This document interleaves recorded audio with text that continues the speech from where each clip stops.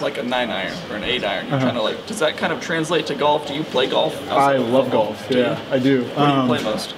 Where do I play? Yeah. I go to Pine Ridge a lot, which is, but yeah, it's crazy how similar kicking and golf are actually. Just as far as a swing goes, like a golf swing and a kicking swing. I mean, obviously I only have one club. I talked about that before, but yeah.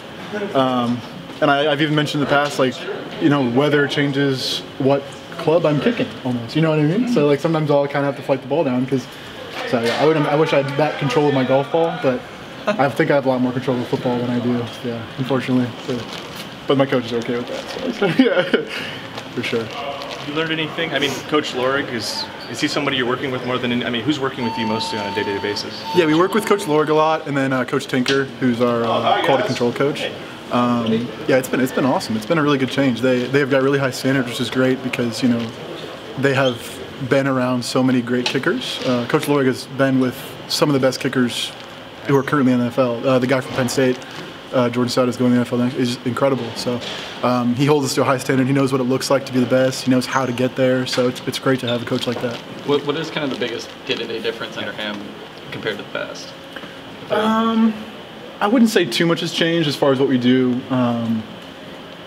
We do get more kicks at practice, which is nice. In the past we maybe got to kick 3 field goals at practice, and we've done a lot more situational stuff, which is really cool. Like the 2-minute drill, I don't know if you guys were out there for that or not, but 2-minute drill, as far we do like third and long kind of stuff, and we're incorporating field goals and that kind of stuff into practice, which is awesome because in the past we just went and had a field goal period and then that was it for the day, which is great. You can work on your stuff, but it's more game realistic, I would say, to be kind of thrown into it and been like, you don't know what to expect. You don't know exactly the distances you're kicking.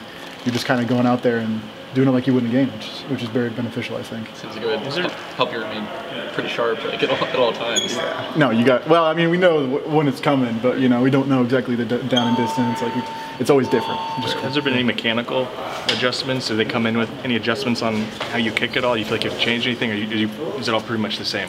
Yeah, the offseason is definitely the time to make those changes because I don't really have to be worried about going out and making every kick right now. I can make mistakes in the offseason.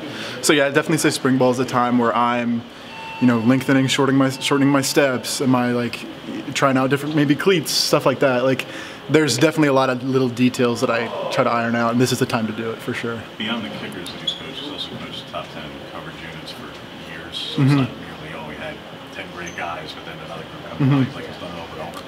So in your role, how do you see what you have to do on kickoffs either change or be impacted? Like, yes, stuff the other 10 guys too, but what did you have to do any differently to get that kind of result like he's had in Penn State? Yeah, I mean, when you think about it, your coverage is going to be pretty good when you have the best kicker in the country. You know what I mean? So we just need to give him the best ball we can give him. I need to get as good as I can on kick. I need to kick the ball as high and as far as I possibly can. That's really my job. It's pretty simple. But I would definitely say the guys he's had in the past has helped, for sure. If you have a guy who can get the ball in the air for 5 seconds, like, your coverage team's going to get down there, you know what I mean? And for sure, for me, it's just trying to replicate that and trying to give my coaches and my team the best ball I can possibly give them. Yeah. But where do you kind of aiming to see some growth this season? Because we talked about how unique the journey is to getting better as a kicker, and you laid out some of your priorities. But where are you trying to grow in particular heading into the season? My biggest goal is to get more touchbacks. That's something where I feel like I've struggled in the past.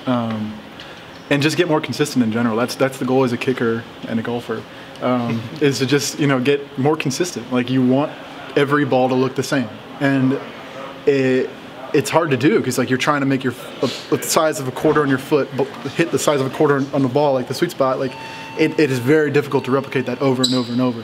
But the more you do it, the more I get out here, the less that the nerves start to go away. As I get older, the consistency starts to get better and better. And I think consistency as far as kickoffs, because like I've kicked touchbacks in the past. I had a decent year last year, nowhere near as good as I hope to be, but yeah, I just want to get that ball in the end zone every single time. I want to kick every ball right down the middle of the post. Like that's the goal, and the consistency is what I'm definitely working on for sure. Back to place kicking, how important is the continuity from the snapper to the holder? Because you and Karsten and Tom have had quite a bit of experience now doing this. How beneficial can that be for you? Oh, it's huge. Yeah.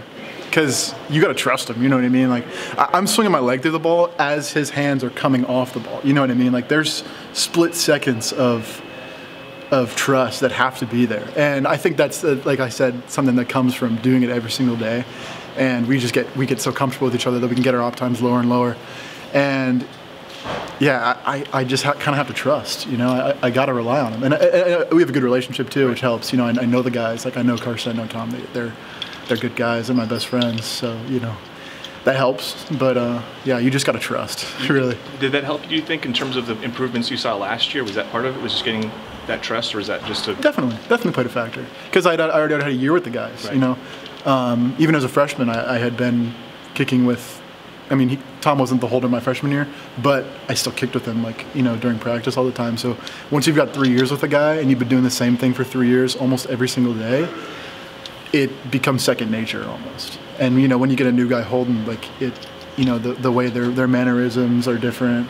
Even in a snapper, they snap the ball at a different time period. Like, you know, Karsten will snap the ball immediately after like a certain call, like for our cadence. Like I'll know exactly when it's coming because there's a little pause. You know, snappers have. Some snappers will go right on the cadence. Some will have a little break, and I know it now. I know what he does, which is cool. It's like science, you know? It's cool.